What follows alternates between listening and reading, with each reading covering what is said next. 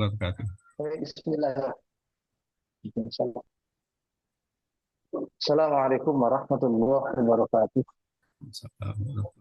Alhamdulillah, walhamdulillah, alladzi hadana lidinil islamil mubin wa anara lana asyiratal mustaqim.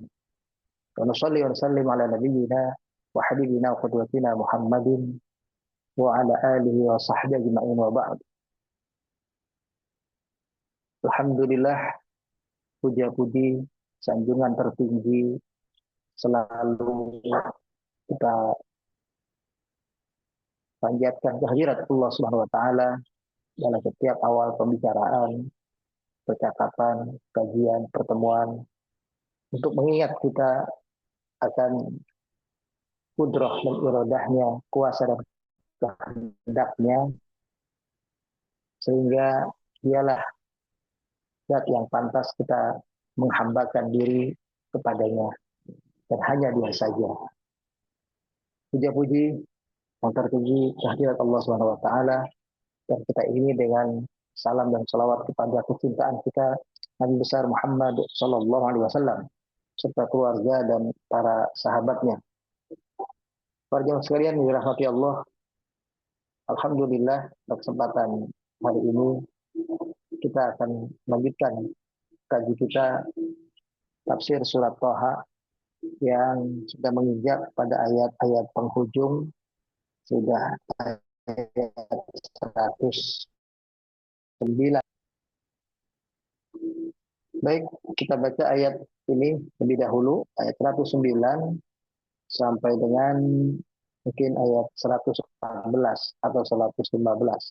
Nanti kita lihat dari ayat 109.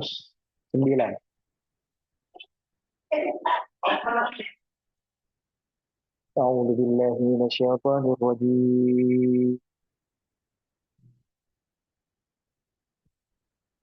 Yauma idzin la tanfa'u syafa'atu illa man adina lahur rahman.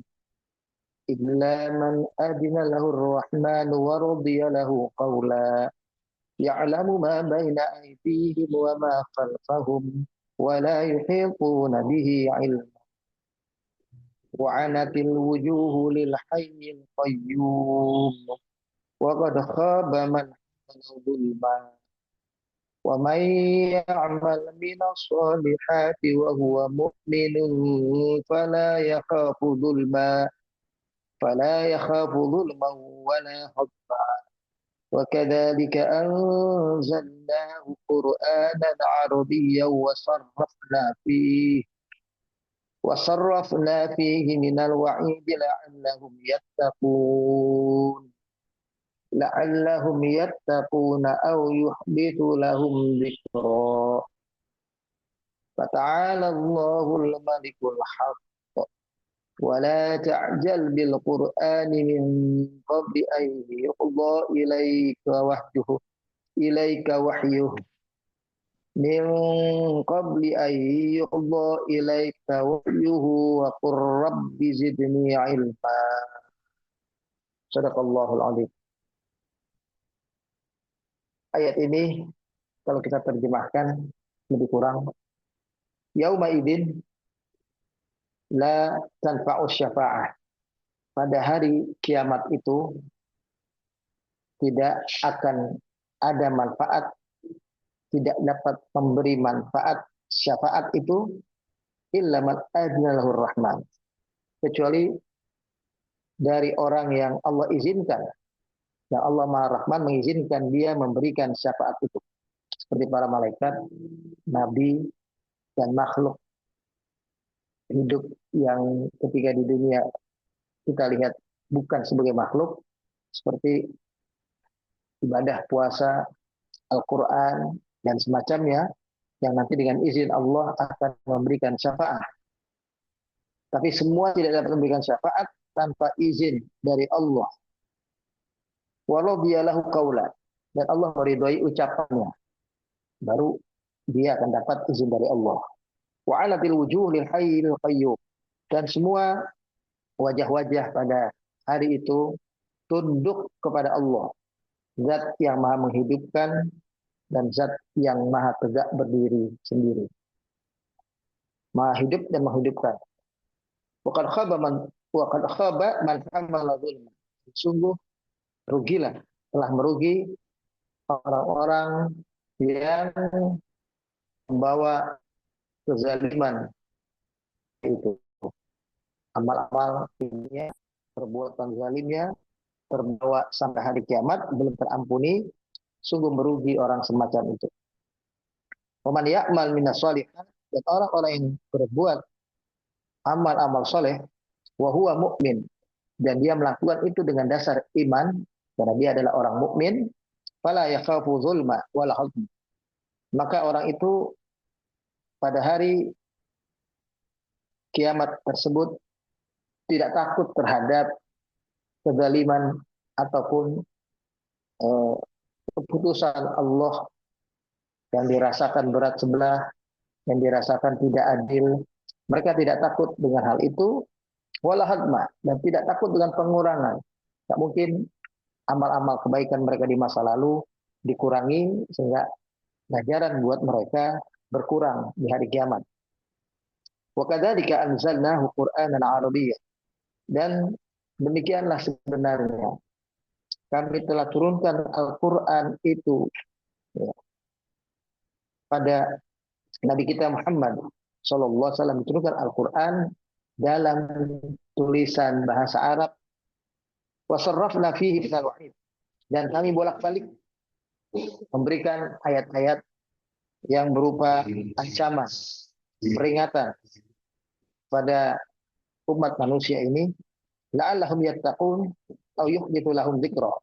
Semua ini agar mereka jadi hamba-hamba Allah yang bertakwa dan jadikan mereka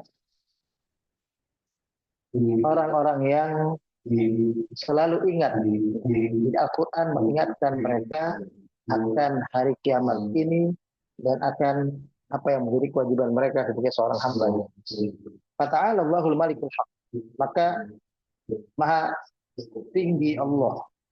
Allah sang raja yang hak, penguasa tunggal yang ada dalam kehidupan di hari kiamat. Fala ta'jabil Qur'an min qabl an yuqda ilaika wahyu. Wahai Muhammad, janganlah kau buru-buru mau membaca Al-Quran, mengulang bacaan dari malaikat Jibril sebelum wahyu yang disampaikan oleh malaikat Jibril sempurna dibacakan kepada Allah. Jadi jangan buru-buru ingin cepat membacanya. Wa qur rabbi zidni ilma, dan katakanlah rabbi zidni ilma, Tuhan tambahkanlah ilmuku dengan wahyu yang turun ini. Itu yang diperintahkan Allah kepada Nabi untuk tidak buru-buru dan sadar, tapi hendaklah berdoa semoga apa yang dipelajarinya menjadikan dirinya bertambah pengetahuannya, bertambah ilmunya. Para jemaah sekalian, sebelum kita lihat ayat ke 109 ini secara langsung, seperti biasa, saya singgung sedikit.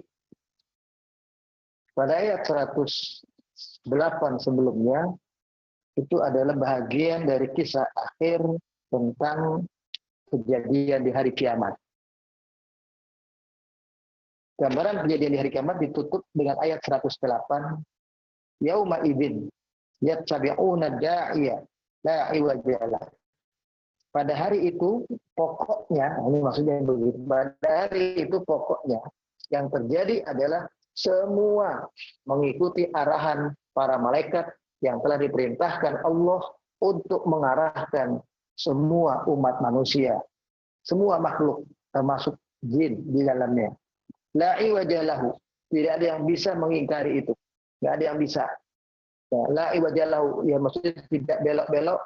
Malaikat arahannya jelas dari Allah, maka yang disampaikan dan itu yang diterima oleh seluruh makhluk yang ada di hari kiamat tersebut. Ya, nggak ada neko-neko, nggak ada belak-belok. Wa khasyatil aswat lirrahman fala tasma' illa hamsa. Semua suara-suara yang keluar dari mulut manusia dari jin, dari siapapun. Semua adalah keluar suara-suara yang penuh dengan ketakutan, penuh dengan ketundukan kepada Allah, sehingga tidak terdengar suara kecuali suara-suara lirih, suara pelan-pelan. Tidak ada yang bisa berteriak, tidak ada yang berani berteriak, tidak ada yang berani bersuara keras, karena betul-betul sangat ketakutan dengan suasana hari kiamat itu. Kita bisa membayangkannya seperti suasana orang-orang yang digiring ke dalam penjara, para tawanan, ya, diarahkan oleh bodyguard, oleh para sipir penjara untuk masuk dalam suatu ruangan ataupun kemana, diam, penuh ketundukan, tidak bisa berbicara apa-apa, tidak bisa melawan, karena itu hanya akan menyakiti mereka kembali. Kalau melawan mungkin akan dicam, pukul, dan sebagainya. Maka penuh ketundukan. Nah, itulah gambaran kejadian di hari kiamat nanti pada orang-orang yang kafir atau orang-orang yang tidak beriman itu. Ya. Selanjutnya kita lihat ayat 109 ini. Dalam suasana yang penuh dengan ketakutan dari kita umat manusia di hari itu, sehingga betul-betul kita dalam keadaan tidak berani bersuara, diam, walaupun bersuara pelan, lirih, dan betul-betul yang nampak adalah orang-orang yang wajahnya nggak berani diangkat ke atas, melihat semuanya nunduk, semuanya betul-betul tunduk ketakutan. Semua adalah karena keagungan Allah mereka saksikan, mereka lihat, dan itu nyata dalam kehidupan saat itu. Fala jidala wala jala. Nggak ada yang bisa membantah, nggak ada yang bisa berbicara kepada Allah, mereka untuk menerima apa yang mereka akan terima itu. Wala tanazu' wala khusam. Nggak ada bantahan, nggak ada debat, tidak ada perselisihan, tidak ada protes-protes yang bisa disampaikan lagi. Al-jami' qadin qadu mustami'ina li sauti da'i. Semua yang ada saat itu benar-benar tunduk kepada suara arahan dari sosok yang Allah perintahkan untuk mengarahkan mereka. Suara komando satu saja yang mereka dengarkan. Yatabi'una amrahu wa taujihihi. Mereka betul-betul mengikuti perintahnya, arahannya, dan kemana mereka diminta untuk melakukan satu tindakan. Kal qati' samitin mustaslimin. Betul-betul seperti satu potongan benda yang ditiup oleh angin, sehingga arahnya kemana-kemana, di situ dia betul-betul tidak bisa menggerakkan dirinya sendiri dalam kontrol angin atau kontrol yang lainnya. Nah, itulah gambaran yang terjadi. Nah, pada saat yang bersamaan, fi dzalikal mauqif la yastati ahadun an yataqaddam bisyafa'ah li ahadin. Dalam suasana yang semacam itu, nggak ada satu pun sosok yang berani untuk maju ke depan mengatakan sesuatu, saya akan tolong saudara saya akan tolong umat saya akan tolong golongan saya. Bahkan Nabi pun belum sempat akan bisa berbicara seperti itu. Semuanya terdiam tunduk. Nggak ada satupun yang berbicara, saya akan tolongin saudara saya itu, saya akan tolongin umat saya itu. Belum ada keadaan yang semacam itu membuat orang-orang betul-betul tunduk. Illa liman radhiya ta'ala syafa'atahu. Kecuali orang-orang tertentu yang memang akhirnya Allah izinkan dia memberikan syafaat seperti para nabi, barulah mereka bisa berbicara. Tadinya nabi pun diam, semuanya terdiam, apalagi kita manusia. Wa adina lahu bisyafa'ah. Allah izinkan bagi para nabi itu untuk memberikan syafaat. Wa dzalika fi haqqil mu'min al-'asi. Dan ini memang menjadi haknya orang-orang mukmin, orang-orang beriman yang berbuat maksiat. Maksudnya adalah orang-orang beriman yang ada imannya di dunia, tapi di dunia juga banyak berbuat maksiat, kesalahan dan dosa, terbawa sampai ke akhirat, belum terampuni semuanya, baik ketika di alam barzah dengan doa-doa saudaranya masih belum terampuni semuanya, terbawa sampai di akhirat, maka orang mukmin yang berbuat maksiat ini sangat membutuhkan syafaat itu. Pertolongan dari Nabi, pertolongan dari siapapun yang bisa memberikan syafaat kepada dirinya. Hum alladzina kanu fid dunya min ahli la ilaha illallah, ya. Mereka adalah orang yang ketika di dunia adalah termasuk orang yang mengikrarkan diri dengan kalimat tauhid la ilaha illallah. Itulah yang sangat mengharapkan syafaat. Pertolongan dari Nabi, pertolongan dari yang lain yang dapat memberikan syafaat mereka. Termasuk syafaat nanti, ya, kalau dalam hadis dikatakan anaknya yang hafal Al-Quran, syafaat teman-temannya, ya, saudaranya yang dahulu bersama-sama mereka, yang akan bikin persaksian tentang kebaikan dan kesalehan kita misalnya. Meskipun banyak kesalahan dosa kita, mereka akan menjadi saksi-saksi yang menyampaikan sisi baik yang mereka pernah alami dalam berhubungan, dalam bergaul dengan kita. Ammal kufar al-fujar famatan fa'um syafa'atu syafi'in. Ada orang-orang kafir yang jahat, yang berdosa tentu saja, ya. Orang-orang kafir yang jahat ini, maka syafaat siapapun tidak ada gunanya dan tidak akan ada pada mereka syafaat tersebut. Wa ila hadza yushiru qauluhu taqaddasat asma'uhu. Disinilah ucapan firman Allah berikutnya ayat 109, yauma idzin la tanfa'u syafa'ah illa man adina lahur rahman wa radiya lahu qawla. Artinya ya'lamu ma baina aydihim. Ya, artinya la tanfa'u syafa'ah fi ahadin.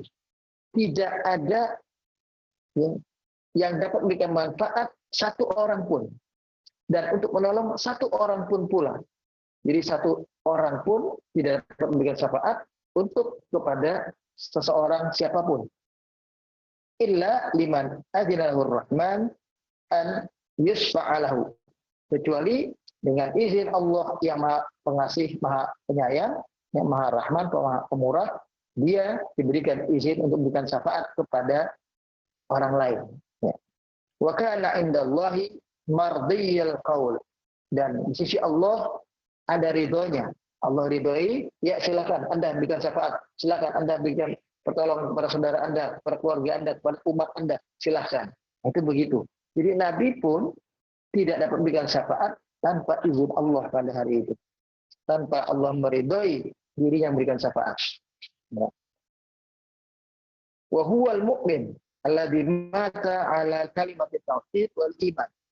Orang yang akan mendapatkan syafaat itu adalah orang-orang yang mukmin ketika di dunia, dia mati dalam keadaan di atas kalimat tauhid la ilaha illallah Muhammad Rasulullah, dan beriman kepada Allah. Betul-betul kalau di zaman Nabi Isa, zaman Nabi Musa, maka la ilaha illallah di anna Musa, ya, Rasulullah, di anna Isa Rasulullah. Yang mengakui Nabi Musa, Nabi Isa sebagai utusan Allah, itu akan bisa akan memungkinkan dapat syafaat dari para nabi mereka. Adapun mereka mengakui Nabi Isa sebagai anak Tuhan, dan predikat lainnya yang bukan seorang nabi dan utusan Allah, tentu saja berarti mereka bukan orang beriman. Fahadal ladzi tanfa'uhu syafa'ah. Kepada mereka lah ini syafaat itu bisa bermanfaat, bisa berguna, bisa berjalan memberikan pertolongan kepada mereka. Wa hadzal ladzi yaqbalullahu syafa'ata fihi. Inilah yang menyebabkan Allah memberikan menerima syafaat dari orang-orang tersebut seperti para nabi kepada umatnya. Wa ammal kafir alladzi mata 'alal kufri, dia mati dalam keadaan tidak syahadat la ilaha illallah, maka syafaat siapapun tidak akan dapat berdampak atau memberikan pertolongan kepada orang tersebut. Di surat Al-Muddathir ayat 48 yang berbunyi, "Fama tanfa'uhum syafa'atus syafi'in." Maka tidak akan ada gunanya syafaat dari orang-orang yang diizinkan Allah memberikan syafaat kepada orang-orang kafir. Jadi orang-orang kafir itu tidak dapat syafaat dari orang-orang yang memang Allah izinkan dia dapat memberikan syafaat. Dan lebih lanjut dalam kajian tafsir Ibnu Katsir itu dikatakan suasana pada hari itu diawali dengan bentuk keadaan yang membuat orang itu seperti tercekam, penuh ketakutan, penuh ketundukan, tidak ada suara, tidak ada gerakan, ya. Sehingga pada hari itu betul-betul terasa Maliki Yaumiddin, hanya Allah penguasa tunggal di hari kiamat saat itu. Sebagaimana diterangkan dalam surat An-Najm itu dikatakan, wa kam min malakin samawati la tughni syafa'atuhum syai'a illa min ba'di an ya'dana Allahu liman yasha' wa yarda. Malaikat sekalipun saat itu tidak dapat memberikan syafaat dan belum bisa berbicara kecuali Allah izinkan mereka bisa berbicara. Berapa banyak yang malaikat di langit, syafaat mereka sedikit pun belum bisa berguna kecuali sesudah Allah mengizinkan bagi orang-orang yang dikehendaki dan diridainya. Atau di surat Al-Anbiya, surat yang ke-21 ayat 28, itu dikatakan oleh Ibnu Katsir, beliau mengutip ayat ini, wala yashfa'una illa liman irtadha. Dan mereka tidak dapat memberi syafaat melainkan kepada orang-orang. Jadi walaupun akhirnya nanti Allah pasti izin, tapi syafaat dia pun belum bisa berlaku kecuali orang yang Allah izinkan, Allah yang ridhoi dia mendapatkan syafaat. Juga begitu. Jadi sosok si pemberi syafaat tidak dapat memberikan syafaat kecuali atas izin Allah, dan sosok yang akan mendapatkan syafaat tidak akan memperoleh syafaat itu kecuali memang dia orang yang Allah ridhoi untuk mendapatkan syafaat dari orang yang memberi syafaat tadi, ya, seperti Nabi dan para malaikat. Wala tanfa'u syafa'atu indahu illa liman adzina lahu. Di surat Saba, surat yang 34 ayat 23 dikatakan, dan tidaklah berguna syafaat apapun di sisi Allah melainkan bagi yang telah Allah izinkan untuk memperoleh syafaat. Jadi kita kalau bilang mau syafaat ini, sebetulnya lebih baik mintanya kepada Allah. Karena syafaat itu tidak berlaku kecuali meridhoi syafaat itu berlaku buat kita, buat orang itu. Ya. 38. Yauma yaqumur ruhu wal malaikatu shaffa la yatakallamuna illa man adzina lahu rahman wa qala shawab.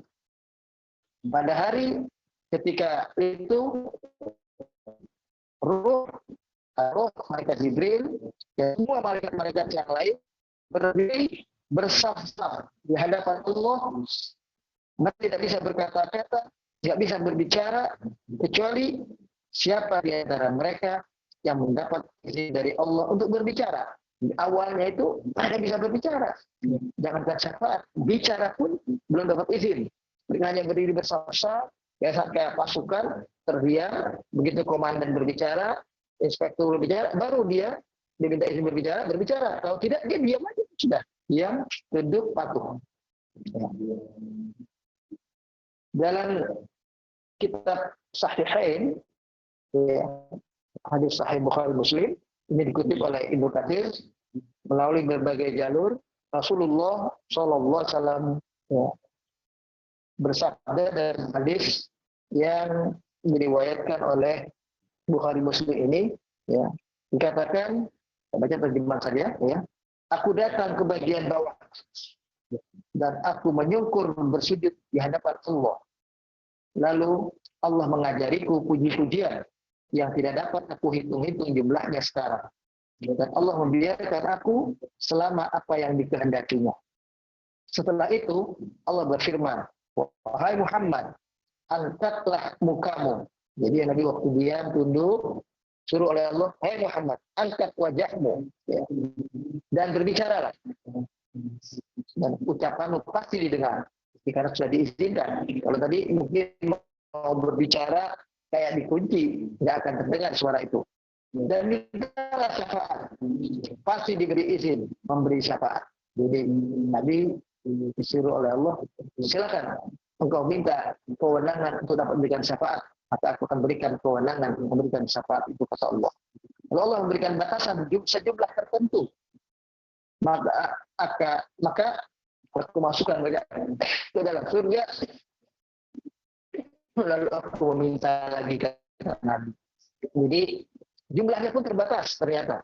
Jadi setelah Allah kasih izin kepada Nabi, Nabi katakan, aku gunakan syafaat itu untuk memasukkan umatku ke dalam surga, dan itu dalam batas jumlah tertentu.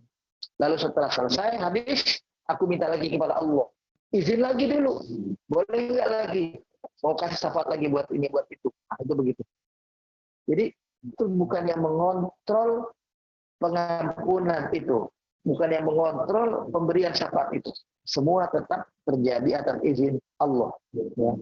Seperti yang kita sering baca dalam surat atau dalam ayat kursi, man dzalladzi yashfa'u indahu illa bi'idzni. Bahwa tidak ada yang memberikan syafaat di sisi Allah kecuali orang yang mendapatkan otoritas, dapat kewenangan atas izin Allah, dia bisa memberikan syafaat. Dalam hadis yang lain disebutkan pula, ya, hadis qudsi, Allah berfirman, keluarkanlah oleh kalian, wahai para malaikat, dari dalam neraka orang yang di dalam hatinya terdapat iman sebesar biji sawi. Maka keluarlah dari siksa api neraka itu sejumlah besar manusia. Itu orang beriman yang berdosa. Akhirnya Allah keluarkan dari siksa api neraka itu. Lalu Allah berfirman lagi, keluarkanlah dari neraka orang yang di dalam hatinya terdapat iman sebesar separuh biji sawi. Kalau tadi mithqala habbatin min khardalin, keluarkan mereka dari siksa api neraka. Sekarang mithqala min habbatin min khardalin, keluarkan mereka yang imannya separuh dari biji sawi. Lebih kecil lagi. Allah katakan mereka di surga selama mereka punya iman seperti itu. Lalu kemudian Allah katakan lagi, setelah kelompok ini terbebas dari siksa neraka, wahai para malaikat, keluarkanlah lagi dari neraka orang yang di dalam hatinya terdapat iman seberat semut yang sangat kecil. Ada iman walaupun seperti semut yang sangat kecil. Dan juga orang yang di dalam hatinya terdapat iman yang lebih kecil dari semut yang terkecil. Ya, semut kayak semut gula atau semut apa tuh yang sangat kecil sekali. Lebih kecil dari semut yang paling kecil. Jadi semut yang terkecil, ya, lebih kecil lagi, itu seandainya ada iman sebesar itu akan Allah keluarkan orang itu dari siksa api neraka. Ya, subhanallah. Itu kita melihat kuasa Allah yang begitu besar, ya, kudrah iradahnya sampai pada saat pengadilan di hari kiamat, dan keadilannya betul-betul kita akan rasakan, tidak akan menzalimi siapapun, sebenarnya dengan adil, dengan pas, sesuai dengan amal-amal perbuatan mereka. Lalu kemudian Allah berfirman di ayat 110, ya'lamu ma baina aydihim wa ma khalfahum wa la yuhituna bihi ilma. Allah itu mengetahui apa yang ada di dalam diri mereka. Jadi baina aydihim, di hadapan mereka. Yang hari ini mereka lakukan, yang hari ini mereka perbuat, Allah ketahui. Wa ma khalfahum, dan apa yang di belakang mereka, apa yang telah terjadi di masa lalu mereka, semuanya Allah ketahui dan Allah liputi. Ya. Sedang pengetahuan mereka tidak dapat menjangkau bahwa Allah bisa berbuat seperti itu. Jadi kita mungkin tidak terpikirkan bagaimana caranya Allah bisa mengadili orang betul-betul seadil-adilnya. Allah mengetahui perbuatan orang dari sejak dia lahir sampai dia wafat. Perbuatan orang itu ketika dia sedang berdiri bersama dengan orang banyak, atau dia sedang tersembunyi, atau dia sedang tidur, atau sedang di malam hari penuh kegelapan. Bagaimana Allah ketahui satu persatu semua makhluk yang jumlahnya miliaran ini? Itu yang dimaksud dengan wala yuhituna bihi ilma. Akal kita sulit untuk menjangkau bagaimana kira-kira bentuknya kuasa Allah itu untuk menghakimi kita semua umat manusia. Barangkali hal itu menjadi sedikit lebih bisa kita pikirkan jika kita di dunia modern sekarang menemukan alat semacam chips ya, yang bisa mengisi semua perbuatan ya. Kalau kita pikir itu dari chips yang kecil, semua gerak-gerik dari sejak lahir sampai kita wafat semuanya bisa terangkum di situ ya, bisa tercakup di situ semua.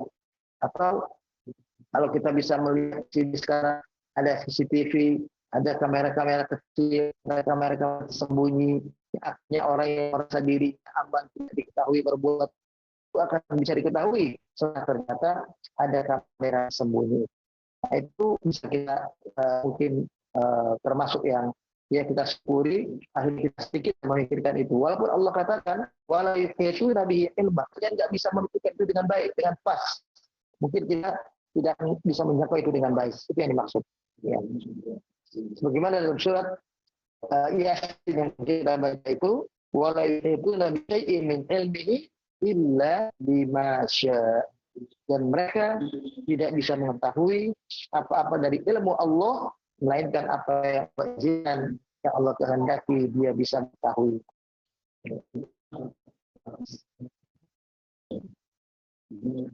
Dan ayat 111. Ayat 111, ana fil wujuh fil hayyil qayyum wa qad khaba man hamala zulma. Tunduklah semua wajah ya, yang merendahkan diri pada hari itu kepada Allah, zat yang maha hidup, yang kekal, terus berdiri, ya berdiri sendiri, mengurus makhluknya, dan Allah sesungguhnya rugilah orang-orang yang pernah di dunia berbuat kezaliman. Pengertian kezaliman lebih lanjut itu dikatakan begini dalam hadis qudsi. Allah katakan yaqulullahu ta'ala wa izzati wa jalali la yujawizuni al-yawma zulmu zalim. Allah berfirman, demi keagungan dan kemuliaanku pada hari kiamat ini, aku tidak akan melewatkan pembalasan suatu perbuatan zalim sedikit pun dari pelakunya. Jadi nanti di hari kiamat, kalau di dunia ini kita tidak mendapatkan keadilan yang semestinya, di akhirat nanti perbuatan zalim dari seorang pelaku zalim sekecil apapun, niscaya di akhirat nanti akan Allah adili, dan Allah tidak akan pernah melupakan untuk mengadili mereka yang berbuat zalim sekecil apapun, sedikit pun itu.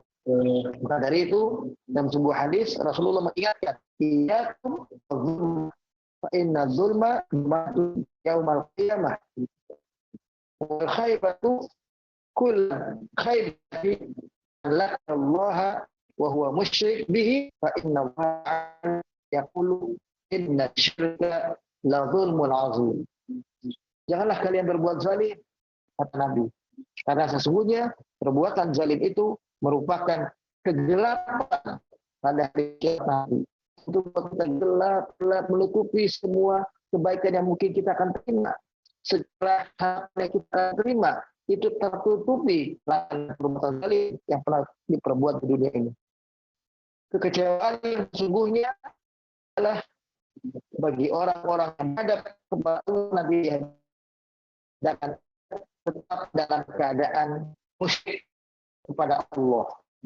Karena sesungguhnya Allah telah berfirman, sesungguhnya perbuatan syirik itu adalah kezaliman yang paling besar. Jadi di antara perbuatan yang mungkin bisa kita lakukan dengan makhluk, dengan sesama kita manusia, ya, kita mungkin mengejek, merendahkan mereka, memukul mereka, mengambil hak mereka, mengambil harta mereka, menipu mereka, Mungkin ada yang sampai membunuh mereka, merangi mereka, tindas mereka, buatan orang-orang Indonesia. Ada saudara-saudara kita Muslim di Gaza, di Palestina, ya, perbuatan zalim semacam itu, maupun perbuatan zalim yang sifatnya adalah kezaliman yang parah untuk hadapan manusia. Dan itu yang dimaksud adalah perbuatan syirik. Syirik itulah yang menyebabkan Allah tidak mengizinkan para pemberi syafaat memberikan syafaat kepada orang-orang yang wafat atau yang mati meninggalkan dunia ini dalam tetap berbuat syirik itu. Mereka tidak akan terampuni. Ya. Maka dari itu dalam keterangan di tafsir ini diterangkan, ya, syarton asasian, syarton asasiani li'amnil abdi yaumal qiyamah. Ini barangkali pelajaran yang ada dalam ayat ini. Ada dua syarat harus terpenuhi bagi orang-orang yang ingin terselamatkan di hari kiamat. Meskipun mungkin ketika dia wafat, dia dalam bawah pas-pasan, ya, amal soleh yang masih sangat sedikit, dosa yang masih belum terampuni, dosa dan kesalahan yang masih terbawa sampai mati, belum sempat dia istighfar, belum sempat dia minta maaf kepada orang yang dia berbuat zalim kepadanya, maka dikatakan di sini syartu ta'ala li'amnil abdi yaumal qiyamah. Syarat dari Allah untuk mengampuni hamba-hambanya di hari kiamat adalah, ya, wa dukhuluhu jannah na'im, di dalam surga tempatnya kenikmatan, syartaini asasiyain. Ada dua syarat, ya. Al-awwal, yang pertama adalah al-iman, yaitu iman. Wa huwa at-tasdiq bi kulli ma akhbara anhu ar-rahman. Iman ini adalah maksudnya membenarkan semua yang datang dari Allah yang Maha Rahman. Membenarkan wahyu Allah semua dari Allah yang perintah Quran, ya, seluruh isinya, tidak satupun yang dibantah yang dianggap bukan datang dari Allah.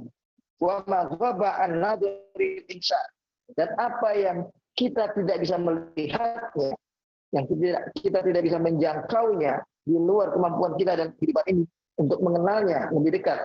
Kal malaikah, seperti malaikat, al-jannah, wan nar, surga dan neraka, was-sirat, wal mizan, tentang jalan nanti di hari kiamat, jalan siratal mustaqim, mizan, timbangan, ya, wa na'imul qabr, adabuhu, nikmatan di kubur, siksa di kubur, ya, yang kita tidak tahu semuanya, walika Allah ba'dal maut, dan semua yang merupakan pertemuan kita dengan Allah di hari kiamat, semuanya itu juga harus kita benarkan. Itu namanya iman. Jadi kita membenarkan apa yang datang dari Allah, dan kita benarkan ada malaikat, ada kitab-kitab, kita benarkan ada surga, ada neraka, kita benarkan nanti ada hari kiamat, kita benarkan nanti ada mizan, ada timbangan, ya, ada azab kubur, ada nikmat kubur, ada kubur yang gelap, ada kubur yang terang. Kita yakini itu yang namanya iman. Dan iman yang semacam inilah yang akan menyelamatkan seseorang nanti di hari kiamat. Itu salah satu syaratnya. Wasnani, syarat yang kedua, al-amalu soleh, yaitu amal soleh. Apa yang dimaksud dengan amal soleh di sini? Alladhi yanbaghi, alladhi yabtaghi bihi al-mar'u wajhallah. Amal soleh adalah amal perbuatan yang dilakukan oleh seorang hamba yang mengharapkan dalam perbuatannya itu dapat ridho Allah. Jadi amal perbuatan yang bertujuan mengharapkan ridho Allah, mendapatkan ridho Allah, itulah amal soleh. Kita makan, kita minum, kita sholat, kita ngaji, kita mendalami ilmu agama seperti hari ini kita mentadaburkan ayat Allah, semuanya kita lakukan dengan harapan di hati kita ini untuk mendapatkan ridho dari Allah. Bukan saya jadi orang pinter, saya kalau udah pinter bisa ceramah, saya akan ceramahi orang, atau saya sudah pinter, saya akan ini itu dan semacamnya. Bukan tujuan di dunia, ya. atau ingin dikenal, atau ingin supaya temannya perhatikan dirinya sebagai orang yang pintar agama, orang yang soleh, dan semacamnya. Dia belajar Al-Quran ini dengan tujuan agar Allah meridhoi perbuatan itu. Amal perbuatan seseorang tidak ada gunanya tanpa dasar yakfi biduni amal. Iman saja hanya membenarkan ada tekad, ada amal, dan membenarkan itu, tapi tidak ada amal, juga tidak ada hukum. Jadi tidak ada gunanya ya perbuatan iman sia-sia, karena kalau kita berbuat baik apapun tanpa dasar iman itu akan sia-sia dan tidak akan cukup iman itu sendiri tanpa dibuktikan dengan amal perbuatan. Karena iman itu seperti di dalam hati. Orang tidak tahu apakah kita beriman atau tidak, kecuali kita wujudkan itu dalam bentuk tindak dan perbuatan. La budda min tahaqquqihima jami'an fi sa'adatil insan. Bahkan keduanya, yaitu syarat yang dua-dua ini, iman dan amal soleh, wajib kita realisasikan keduanya itu terjadi di dunia supaya kita mendapat kebahagiaan dunia. Jadi kalau kita ingin bahagia dunia, dua juga itu syarat. Di akhirat kelak ditolong Allah juga dua itu syaratnya, iman dan amal soleh. Wa hadza ma yu'addidu alaihi iman. Inilah yang selalu dikuatkan oleh Al-Quran dan penjelasan-penjelasannya, bahwa kita didorong, diminta, dimotivasi untuk mengerjakan amal soleh, untuk beriman yang baik.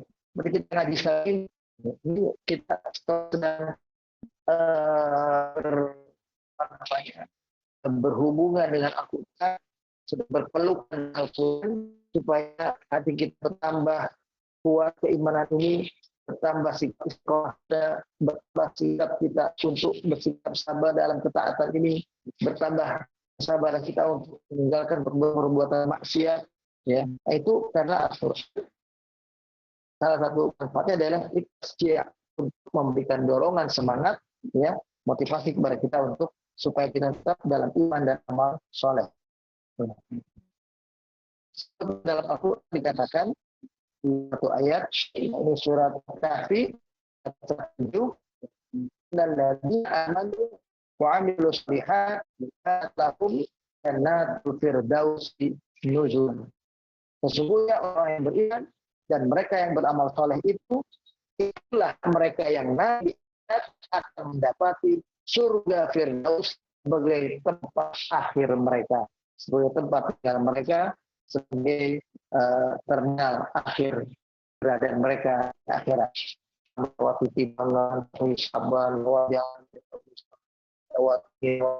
Tapi ujung dari capaian saudara hilang akan memasukkan dia ke dalam jalan Firdaus.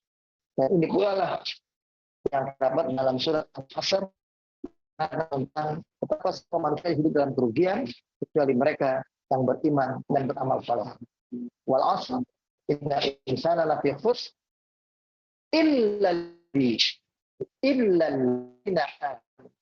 Semua manusia merugi, manusia hidupnya dalam keadaan tidak akan jelas ujungnya nanti bagaimana, kecuali orang yang beriman dan yang beramal soleh. Yang disebutkan di situ iman dan amal soleh. Para jemaah sekalian, ini sudah berarti sampai ayat 111 ya. Lalu kemudian di ayat 112-nya Allah berfirman, "Wa man ya'mal minas shalihat wa huwa mu'min fala yakhafu dzulma wala hadma." Inilah tambahan keterangan tentang iman dan amal soleh tadi. Bahwa siapa yang mengerjakan amal soleh dan dia lakukan amal soleh dalam keadaan dia sebagai mukmin, maksudnya amal baiknya dilakukan dengan dasar iman. Jadi kalau hari ini kita lihat ada orang berbuat baik, orang menolong orang lain, membantu, menyumbang, berbuat perbuatan kemanusiaan yang luar biasa, tapi tidak didasari oleh iman, maka amal itu akan sia-sia. Amal itu akan hanya menjadi saraf, ya, serpihan debu yang berterbangan. Nampaknya ada, tapi begitu ditiup angin, dia terbang, tidak berwujud lagi. Itulah amal-amal soleh, amal yang tidak beriman kepada Allah. Karena iman dasarnya dulu. Tanpa iman, amal mereka tidak akan bisa diterima. Ya. Wa man ya'mal minas soleh wa huwa mu'min. Begitu. Siapa yang berbuat amal soleh dalam keadaan dia sebagai mukmin, maksudnya didasari oleh iman perbuatannya, fala yakhafu zulma wala hadma. Nanti di akhirat orang itu tidak akan cemas untuk Allah tidak menggenapkan balasannya kepada kita. Allah nggak cukupkan pahalanya kepada kita. Kita takut, wah kok nggak dihitung tuh waktu saya nyingkirin duri dari jalan, misalnya amalannya sederhana. Waktu saya nuntun nenek-nenek, misalnya nyebrang, kok nggak dihitung? Padahal itu amal soleh misalnya. Tidak ada yang tidak seperti itu. Dan orang beriman tidak khawatir Allah tidak adil dalam perhitungannya nanti. Tidak akan khawatir. Allah pasti akan bersikap adil terhadap apa yang kita perbuat semuanya. Dan kita nggak akan merasa hadma itu nggak pernah akan dikurangi, takut dikurangi. Nggak ada yang tertera, nggak ada yang tertulis. Pokoknya dari sejak kita lahir sampai kita wafat, semua amal soleh yang kita perbuat semuanya akan Allah jadikan di akhirat untuk menjadi penyebab Allah membalas kita dengan balasan yang lebih baik. Jadi kalau menurut Ibnu Abbas, Imam Mujahid, Ad-Dhahab, Al-Hasan, Qatadah, dan lain-lain, ya, beliau menambahkan di sini, setelah Allah menyebutkan perihal orang-orang zalim dan ancaman yang telah dijanjikan untuk mereka yang berbuat zalim di dunia dulu, ya, ada yang menzalimi orang lain, menzalimi dia. Menzalimi dirinya adalah dia berbuat maksiat. Kalau perbuatan maksiatnya terus-menerus, dia jadi orang fasik. Terus dia menganggap itu tidak apa-apa melakukan pelanggaran itu dilarang oleh Allah, maka itu bisa mengantarkan orang itu kepada kezaliman yang menjurus kepada kekafiran. Dan kezaliman yang paling besar itu sendiri adalah kekafiran, yaitu kemusyrikan kepada Allah Subhanahu wa taala. Ya. Jadi setelah orang zalim dan ancaman yang telah terjadikan pada mereka, kemudian Allah menyebutkan perihal orang-orang yang beriman dan yang bertakwa dan nasib mereka, bahwa pahala mereka tidak akan dikurangi, haknya tidak akan pula dikurangi. Ya, dengan kata lain, dosa mereka tidak ditambah, tapi baik mereka bahkan ditambah dan tidak akan dikurangi. Jadi dosa mereka bisa Allah ampuni, Allah tutupi, Allah kurangi. Tapi kalau pahala mereka, perbuatan baik mereka, nggak ada yang dikurangi. Semuanya akan dinampakkan, akan diperlihatkan di hari kiamat. Itu pendapat Abbas, Imam Mujahid, Al-Dhahab, Hasan. Bahkan mereka tambahkan makna zalim ialah adanya penambahan. Misalnya ditambahkan kepada seseorang yang berdosa dari orang lain. Al-hadam adalah pengurangan. Jadi maksudnya zalim itu tidak mungkin orang hanya berbuat kesalahan itu kepada anak itu saja, itu tidak akan dihitung kepada bapaknya, kepada ibunya, kepada saudaranya yang lain. Maka perbuatan terhadap itu saja yang dihitung oleh Allah. Meskipun akhirnya perbuatan zalimnya si A, akibat perbuatan kita zalim kepada si A akhirnya juga melukai orang lain. Dampak reputasi itu tanggung jawab kita, itu urusan itu begitu. Perbuatan zalim kita hanya sebatas perbuatan zalim yang perbuatan kita dan hidup ini. Dan tidak akan juga tidak akibat kezaliman nanti dari kiamat. Kita nggak takut orang beriman itu kepada hadim, pengurangan. Jadi amal yang nggak dihitung oleh Allah atau lupa selain lupa dihitung. Baik. Kemudian ayat yang ke-13, "Wakadzalika anzalnahu Qur'anan Arabiyyan wa sarrafna fihi minal wa'id yattaquna aw yuhbitu lahum dzikra. Ta'ala Allahul Malikul Haq wa la ta'jal bil Qur'an min qabli an yuqda ilaika wahyu." Mana ayat ini berbunyi, kama qasasna 'alaika ya Muhammad akhbaru as-sabiqah. Sebagaimana kami sudah beritahu kepada kau Muhammad, berita tentang umat-umat dahulu, para nabi sebelum engkau, nabi-nabi rasul Allah utus sebelum engkau Muhammad.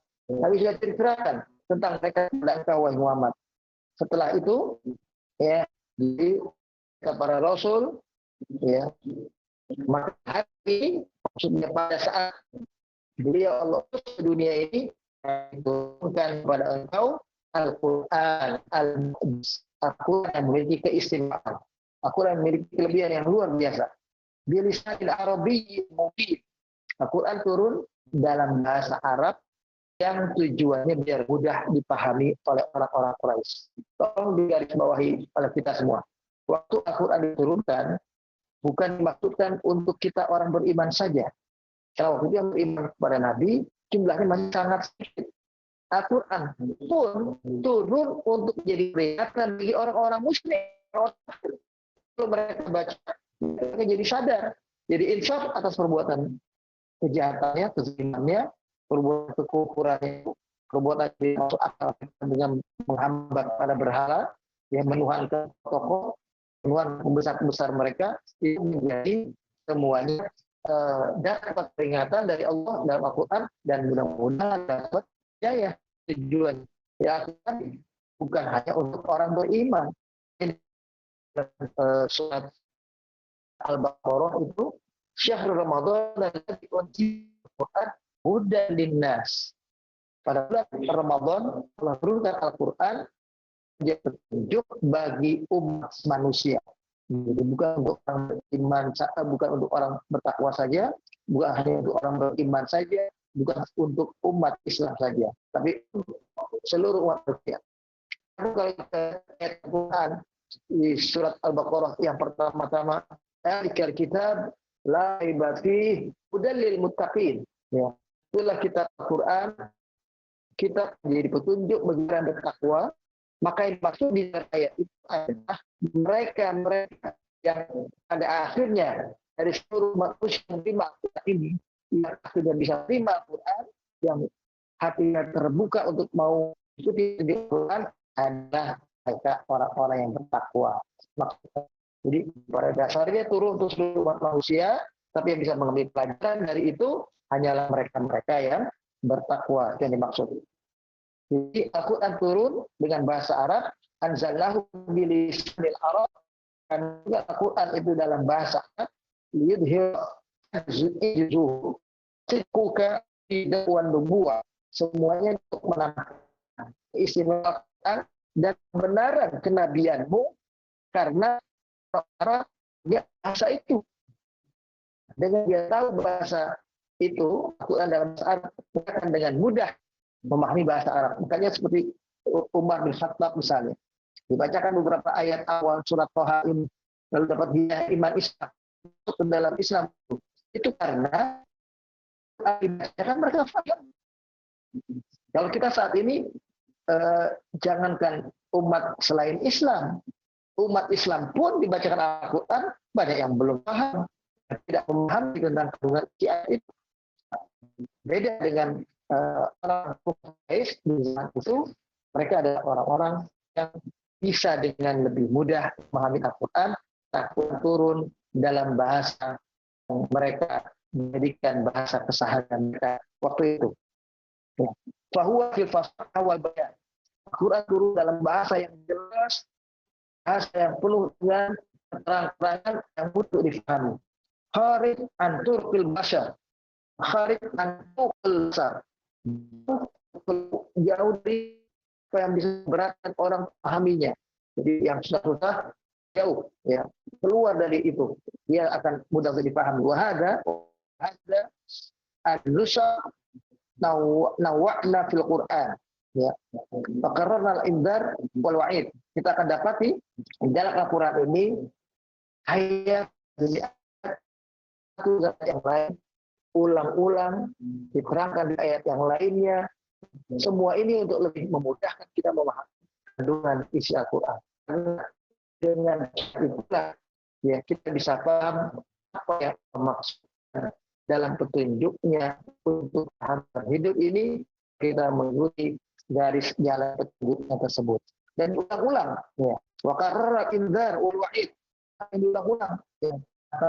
Ancaman diulang-ulang. Lalu yastajishu fi nufusi ulaikal muttaqin.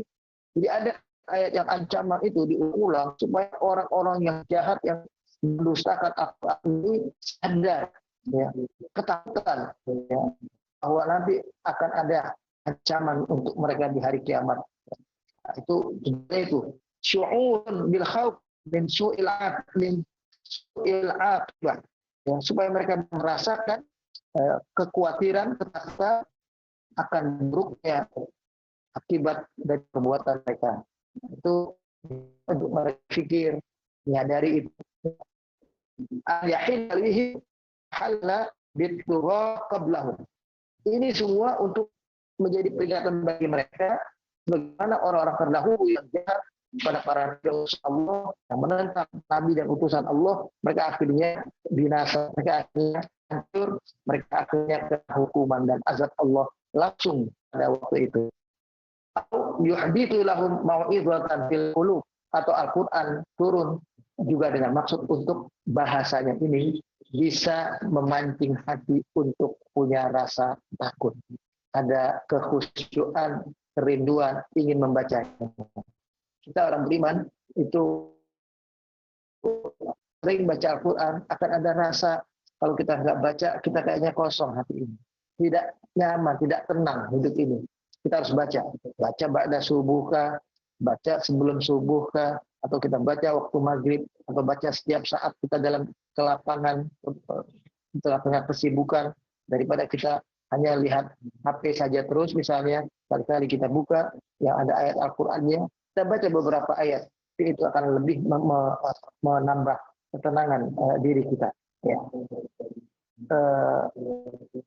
Wah ta'ala di amrain. Sekarang kita lihat ada dua hal yang Allah terangkan di dalam Al-Quran ini, ya, yang kita harus pahami. Pertama, kaunuhu Arabiyan liyafhamul Arab. Al-Quran turun dalam bahasa Arab supaya lebih mudah dipahami oleh orang-orang Arab yang menjadi objek dakwah Nabi pertama kali waktu itu. Ya. Wa yaqifu ala i'jazi, supaya mereka juga lebih mudah memahami mukjizat Al-Quran. Wasani, dan yang kedua, maja'a fihi bi tikraril indzar wal wa'id wal qisas wal akhbar an masiril kafarah al fujar, ya tadi ahlu Makkah. Yang kedua, tapi Al-Quran turun dalam bahasa Arab, Al-Quran turun dalam bahasa dan kisah yang berulang. Ada kisah Nabi Isa diulang-ulang, kisah tentang surga, kisah tentang neraka diulang-ulang. Ini semua adalah rangka untuk memberikan peringatan kepada orang-orang kafir Quraisy Mekah supaya sadar dan ikut kepada ajaran Nabi Muhammad. Memang inti daripada pelajaran Al-Quran yang terangkan di dalam ayat ini di surat Toha ayat 114, ya, ayat 113 yang dibacakan di sini, diulang-ulang. Itu maksudnya adalah Quran dalam bahasa Arab. Yang pertama, Al-Quran diulang-ulang oleh Allah, kisahnya dan peringatannya itu sendiri. Inilah barangkali para jemaah sekalian yang bisa saya sampaikan tentang ayat ini. Kalau saya lihat, saya baru bisa baca sampai 113. 114-nya belum cukup banyak saya terangkan. Nah, ini tentang bagaimana Nabi belajar Al-Quran. Dan kita umatnya pun disuruh belajar dengan cara yang sama, yakni belajar jangan terburu-buru. Insya Allah mungkin kesempatan akan datang kita nggak langsung 115, tapi mungkin kita awali dari 114 lebih dahulu. Ya, Al-Fatihah. A'udzubillahi minasyaitonir rajim. Bismillahirrahmanirrahim. Alhamdulillahirabbil alamin. Iyyaka na'budu wa iyyaka nasta'in. Ihdinas siratal mustaqim. Siratal ladzina an'amta 'alaihim ghairil maghdubi 'alaihim waladdallin. Allahumma barik lana fi Rajab. Allahumma barik lana fi Rajab. Allahumma kama ballagtana Rajab fabalighna Ramadan. Wa ktubna mimman shamahu wa qamahu imanan wa ihtisaban nahdha bil ghufran wa suqnal jinan. Ya Allah, berkahilah kami dalam kehidupan kami di bulan Rajab. Di penghujung bulan Rajab ini, keberkahan Engkau berikan kepada kami. Ya Allah, sebagaimana Kau hadirkan kami, sampaikan umur kami pada bulan Rajab ini, maka sampaikanlah pula umur kami nanti untuk hadir pada bulan Ramadan. Kami melakukan siamu Ramadan di siang hari, kami melakukan qiyamu Ramadan di malam hari dengan dasar iman dan hanya mengharap ridha Engkau ya Allah. Semua ini kami lakukan agar kami benar-benar mendapatkan ampunan dari Engkau, Engkau masukkan kami ke dalam surga yang dijanjikan. Rabbana atina fid dunya hasanah wa fil akhirati hasanah wa qina adzabannar. Wa sallallahu ala nabiyyina Muhammad wa ala alihi wa sahbihi wa sallama tasliman katsira. Walhamdulillahi rabbil alamin. Amin. Amin. Ya. Saya pamit ya. Baik Pak, Baik, baik Pak. Assalamualaikum. Waalaikumsalam warahmatullahi wabarakatuh. Waalaikumsalam warahmatullahi wabarakatuh.